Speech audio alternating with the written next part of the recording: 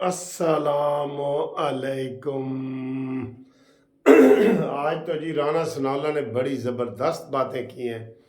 काश ये अपने दौरे हुकूमत में जो 16 महीने इनकी हुकूमत रही है ना, ये उस वक़्त करते तो ये फितना फसाद आगे बढ़ता ही नहीं। ऐसी बातें आज राना सनाउल्लाह ने की हैं कि मैं आपको क्या बताऊं कि राना सनाउल्लाह साहब ने एक कहा है कि जी 22 नवंबर नवंबर 2022 नवंबर में जो इमरान खान धरना रे के रावलपिंडी आया था, रावलपिंडी का जो धरना था ना, वो किसी हुकूमत के खिलाफ नहीं था। हुकूमत के खिलाफ धरना होता है इस्लामाबाद में, और जब रावलपिंडी का जिक्र आता है तो वो धरना होता है आर्मी के खिलाफ। ठीक है, तो उन्होंने कहा जी कि इसके ऊपर बड़ा काम हुआ है, बड़ी ठोस शवाहिद मौजूद है कि इमरान खान ने फौज में बगावत कराने की कोशिश की, जिसके लिए वो धरना लेके आए, और वो नवंबर 2022 की तारीख थी जब सैयद आसिम मुनीर साहब को चीफ ऑफ आर्मी स्टाफ बनाना था। इमरान खान और फैज़ हमीद ने इन सब ने मिल के GHQ के खिलाफ एक धरना लेके आए, और प्रोग्राम ये था कि किसी तरीके से Syed Asim Munir chief of army staff ना बने, फौज में बगावत पैदा की जाए और फैज़ हमीद को सामने लाया जाए। सर जी, ये बहुत बड़ी बात है, बहुत बड़ी बात है जो आज खुल के राना सनाउल्लाह ने ये बात की है। और उन्होंने कहा जी कि इसका सारा मटेरियल, मवाद, सबूत, ये देखें ना, बड़ी बात, मटेरियल, मवाद, सबूत, ये सारा मौजूद है कि इमरान खान ने फौज में बगावत कराने की पूरी कोशिश की। तो आगे राना सल्लल्लाहु ने कहा, लेकिन अल्हम्दुलिल्लाह इस मौके पे वो तारीफ कर गए कमर जवेद बाजवा की। उन्होंने कहा जी वो अगर अक्लमंदी से काम ना लेते और वो इमरान खान की थोड़ी सी भी सपोर्ट कर देते तो फौज में बगावत हो सकती थी, इस इदारे को तबाह बर्बाद ये हो सकता था, खाना जंगी हो सकती थी, कुछ भी हो सकता था। क्योंकि फौज में बगावत वो फिर ऐसे नहीं होती बगावत फौज में। तो ये जनाब राना सनाउल्लाह ने अभी ये मैंने सुना है, तो मैंने फौरी तौर पे इसके कमेंट्स नोट करके तो मैंने आपके सामने रखे कि रे आज राना सनाउल्लाह ने, और उन्होंने एक और आगे बड़ी ज़रूरी बात की है। उन्होंने कहा जी ये सारा मटेरियल मौजूद है, इसके ऊपर कार्रवाई का सोचा जा रहा है। और उन्होंने एक और बड़ी ज़बरदस्त बात की कि उन्होंने कहा जी कि इसी को बुनियाद बना के बात को आगे बढ़ाया जाएगा, और इसके ऊपर 6 महीने लग सकते हैं कि 6 महीने में ये साबित करके PTI के ऊपर पाबंदी लगाने का रेफरेंस सुप्रीम कोर्ट में भेजा जा सकता है।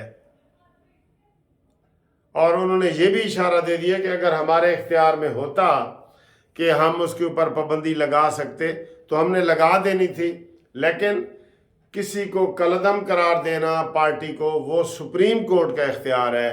तो वो सुप्रीम कोर्ट में जो है ना ये चीज़ देखनी होती है कि ये रेफरेंस हुकूमत भेजे तो फिर सुप्रीम कोर्ट ने देखना है। लेकिन उन्होंने ये भी कहा है कि ये 6 महीने तक ये चीज़ हो सकती है। और साथ ही उनसे सवाल किया गया कि ये जो आर्मी चीफ की तरह चीफ जस्टिस ऑफ पाकिस्तान के लिए भी आप कोई बना रहे हैं प्रोग्राम की उनकी मुद्दत बढ़ाई जाए और इस ओहदे की मुद्दत ही 3 साल कर दी जाए। आपको पता है ना, आर्मी चीफ के ओहदे की चाहे वो रिटायरमेंट हो रहे हो ना, अगले दिन ही 1 दिन पहले बनाएंगे ना, 1 दिन पहले, तो वो रिटायर हो रहे हैं 1 दिन बाद, تو وہ ریٹائر نہیں ہوئیں گے، پھر وہ 3 سال پورے کریں گے، کیونکہ چیف آف آرمی سٹاف کے عہدے کی میعاد 3 سال ہے۔ ریٹائرمنٹ سے 2 دن پہلے بھی کوئی بن جائے تو پھر وہ 3 سال رہے گا۔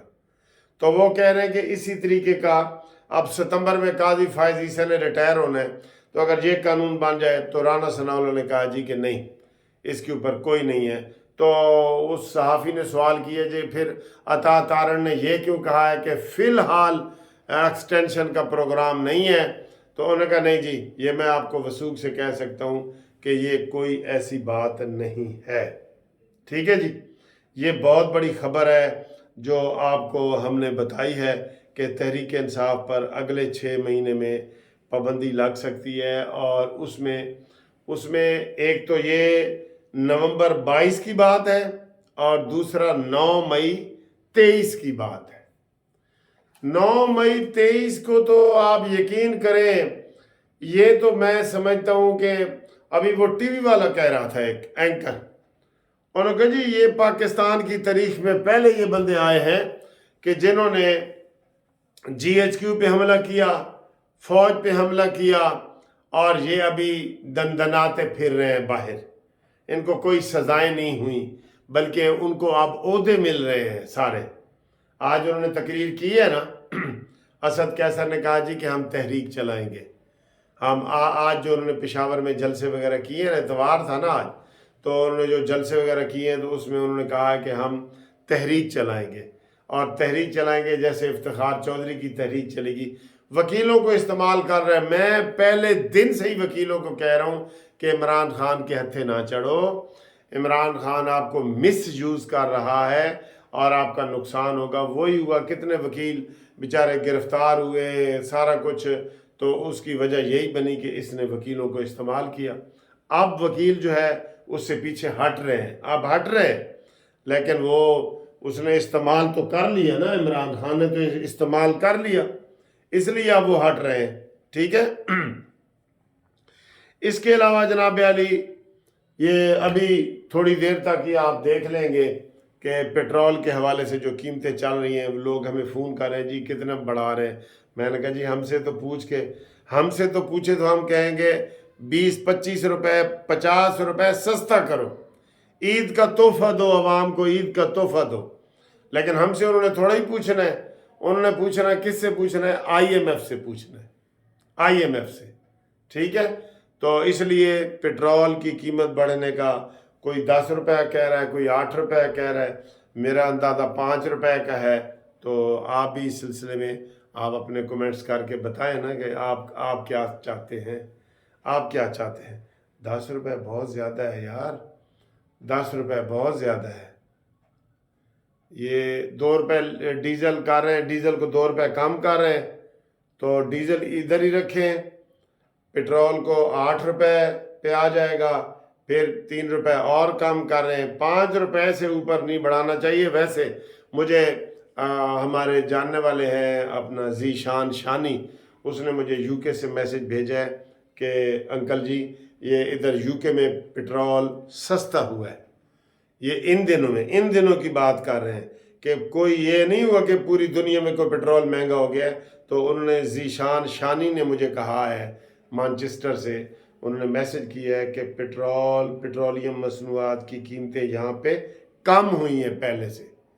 تو جب بین الاقوامی ادھر سے ہی ریٹ آتے ہیں نا، یہ ریٹ کہاں سے؟ امریکہ اور برطانیہ سے آتے ہیں نا، تو جب ادھر کم ہوئی ہیں تو یہ ادھر کیوں بڑھا رہے ہیں؟ نہیں بنتا، کسی طریقے سے نہیں بنتا۔ تو لیکن اس کے اوپر اب کون احتجاج کرے گا؟ کوئی بھی نہیں کرے گا۔ ٹھیک ہے، باقی یہ ہے کہ انشاءاللہ تعالی اللہ خیر کرے گا، ہم بہتری کی دعائیں کریں گے۔ آج لاکھوں لوگ جو ہے اعتکاف پہ بیٹھ گئے ہیں، اللہ تعالیٰ ان کا اعتکاف قبول کرے۔ اور وہ اعتکاف میں بھی، ہم اسٹوڈنٹ لائف میں بیٹھتے تھے، ہم بھی بیٹھے ہیں، تو وہ بالکل جو پورا یہ 10 دن ہوتا ہے نا، تو یہ 10 دنوں میں بڑا پرہیز کیا جاتا ہے، سارا کچھ کیا جاتا ہے، تو کھانے وانے آتے ہیں۔ فیصل مسجد میں بھی اعلان ہوا تھا جی 5000 روپے جمع کراؤ، بعد میں تنقید ہوئی تو انہوں نے کہا نہیں چلو نہ کراؤ۔ لیکن یہ کہ انتظامیہ کو کھانا پینا جس کا گھر سے آئے وہ تو ٹھیک ہے، گلی محلوں میں تو گھر سے آ جاتا ہے نا، لیکن جو بڑی مسجدیں جیسے داتا صاحب ہے، شاہی مسجد ہے، یہ منہاج القرآن ہے، یہ فیصل مسجد ہے، یہاں سے لوگ پورے پاکستان سے آتے ہیں، تو ان کے لیے لوگ پھر کوئی چندہ وغیرہ وہ دیں تو ٹھیک ہے، ورنہ اتنے وسائل تو نہیں نا ہوتے کہ 1000 بندے کا کھانا آپ روزانہ صبح و شام کھلائیں، سحری بھی کھلائیں، افطاری بھی کھلائیں 1000 بندے کا، تو بہت زیادہ اخراجات ہو جاتے ہیں نا۔ ٹھیک ہے سر، اگلی ویڈیو تک انشاءاللہ اجازت، اللہ حافظ۔